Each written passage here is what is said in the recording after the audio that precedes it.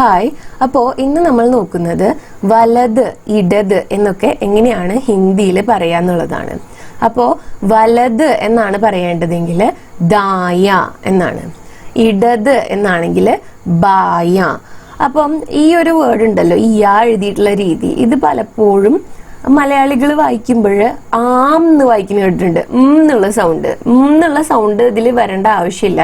കാരണം ഈ ഡോട്ട് ഇന്നുള്ള ഒരു സൗണ്ടിനെയാണ്, ഞാ പോലത്തെ സൗണ്ടിനെയാണ് സൂചിപ്പിക്കുന്നത്.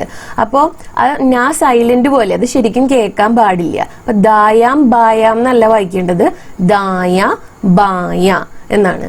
ഓക്കെ, അപ്പോ ഇനി നമുക്ക് എക്സാമ്പിൾസ് നോക്കാം. വലത് കൈ എന്ന് പറയുമ്പോൾ ദായ ഹാത്ത്, ഇടത് കൈ എന്ന് പറയുമ്പോൾ ബായ ഹാത്ത്. ദായേ മുഡോ, വലത്തോട്ട് തിരിയൂ. മുഡ്നാന്ന് വെച്ച് കഴിഞ്ഞാൽ തിരിയുക. അപ്പം വലത്തോട്ട് തിരിയൂ എന്ന് പറയുമ്പോൾ ദായേ മുഡോ.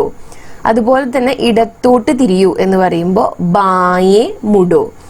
അപ്പോൾ ഇന്നത്തെ ആക്ടിവിറ്റി എന്താന്ന് വെച്ച് കഴിഞ്ഞാൽ, നമ്മൾ മുൻപൊരു വീഡിയോയിൽ ഓർ എന്ന വാക്കിന്റെ അർത്ഥം പറഞ്ഞിട്ടുണ്ടായിരുന്നു. അങ്ങനെയാണെങ്കിൽ ഇടത് വശത്തേക്ക്, അതുപോലെ തന്നെ വലത് വശത്തേക്ക് എന്നെങ്ങനെയായിരിക്കും എഴുതുക എന്ന് ഒന്ന് കോമെന്റ്സിൽ എഴുതാട്ടോ. അപ്പം നിങ്ങൾക്ക് അറിയുന്നത് പോലെ ഹിന്ദിയിൽ തന്നെ ടൈപ്പ് ചെയ്യണമെന്നില്ല, ഇംഗ്ലീഷിലായിട്ട് ടൈപ്പ് ചെയ്യാം നിങ്ങൾക്ക്. അപ്പം അതിനെക്കുറിച്ച് ഒരു ഐഡിയ കിട്ടിയിട്ടുണ്ടോ, നമ്മൾ പോകുന്ന ഓർഡർ എല്ലാവർക്കും കണക്ട് ചെയ്യാൻ പറ്റുന്നുണ്ടോ എന്നൊക്കെ അറിയാൻ വേണ്ടിയിട്ടാണ്. അപ്പോൾ ഇടത് വശത്തേക്ക് അതുപോലെ തന്നെ വലത് വശത്തേക്ക് എന്നെങ്ങനെയാണ് വരിക എന്നുള്ളത് എല്ലാവരും മറക്കാതെ എഴുതാട്ടോ.